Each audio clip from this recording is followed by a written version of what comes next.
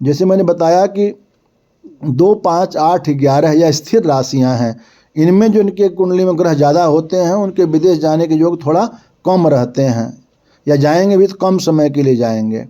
मान लीजिए आपकी दशा चल रही है स्थिर राशि की, लेकिन चर राशि के ग्रह की अंतर्दशा या प्रत्यांतर दशा है, तो थोड़े समय के लिए आप विदेश जाएंगे, कुछ समय वहाँ पर रहेंगे, एजुकेशन के लिए जा सकते हैं, या सर्विस के लिए भी थोड़े समय के लिए सर्विस चलेगी, फिर बाद में आपको वापस आना पड़ेगा। लेकिन यदि 1, 4, 7, 10 वाले ग्रह की महादशा चल रही है तो पूरे महादशा में आपको विदेश रहने का योग बन जाता है।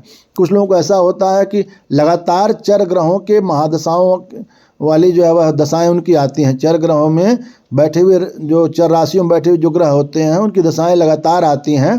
जैसे मान लीजिए कि सूर्य, चंद्रमा, मंगल, गुरु, इस प्रकार से जो है सूर्य के बाद चंद्रमा का दशा आएगी, फिर मंगल की, या फिर राहु की आएगी। मान लीजिए सूर्य, चंद्र, मंगल, राहु चारों चर में बैठे हैं तो लगातार आपके विदेश में रहने का योग बन जाएगा। इस तरह की चीज़ें होती हैं।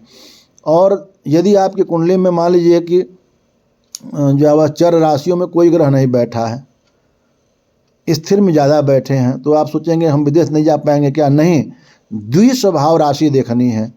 मतलब 1, 4, 7, 10 वाली राशि जो होती है वो चर राशि है। 2, 5, 8, 11 स्थिर राशि है जो विदेश को नहीं सपोर्ट करती है। और 3, 6, 9, 12 इन राशियों में जो ग्रह बैठते हैं वे चर और स्थिर दोनों का प्रभाव देते हैं। माने आधा चर का प्रभाव आधा स्थिर का देते हैं। तो 0 से लेकर के 15 डिग्री तक उन ग्रहों की डिग्री देखनी चाहिए। 0 से लेकर के 15 डिग्री तक यदि वे ग्रह बैठे हैं 3, 6, 9, 12 राशि में, तो वे क्या करेंगे? चर राशि का प्रभाव देंगे, माने विदेश में ले जाने वाले, विदेश में रहने वाले का प्रभाव देंगे।